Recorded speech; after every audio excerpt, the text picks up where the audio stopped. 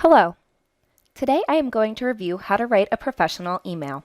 Knowing how to write a professional email is important as emailing is one of the most common methods of communication in the workplace. The goal of this video is to provide you with easy to follow steps to craft a professional email and send it to the appropriate recipients.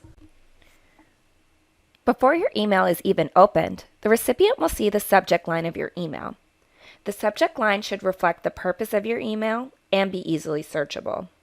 Avoid writing a subject line that is too long. For example, let's say you're writing an email to your supervisor asking her to review a report you wrote before sending it to your client, Better Breakfast Inc. Could you please review my report before sending it to the client? Is not really an appropriate subject line because it's too long, and the official request should be saved for the body of the email. So let's go ahead and remove that and try again with something different. Banana pancakes is also an inappropriate subject line because it's not really relevant to the purpose of the email, even if banana pancakes are a topic in the report you are asking to be reviewed.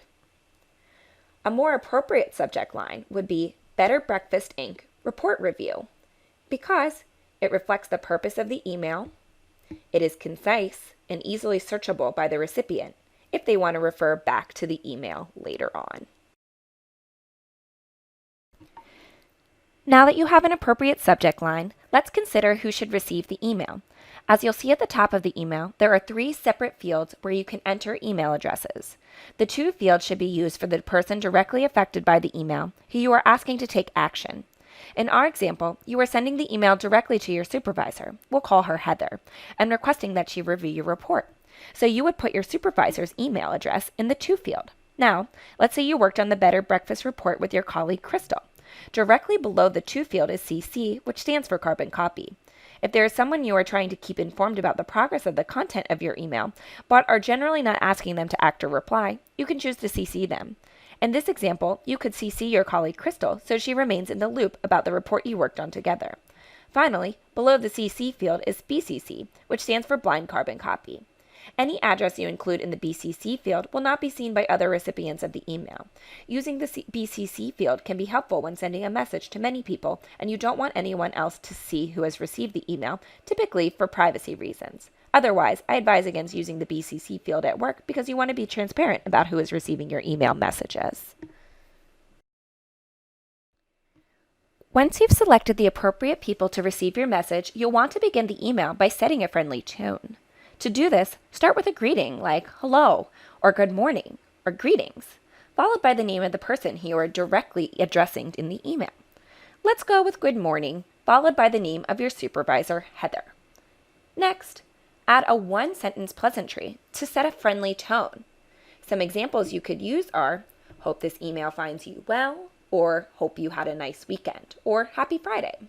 Let's go with, hope this email finds you well.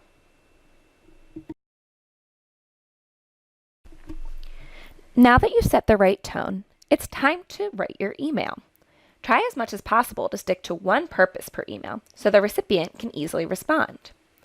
In this email, you are notifying your supervisor, Heather, that you and your colleague, Crystal, have completed the Better Breakfast Inc. report.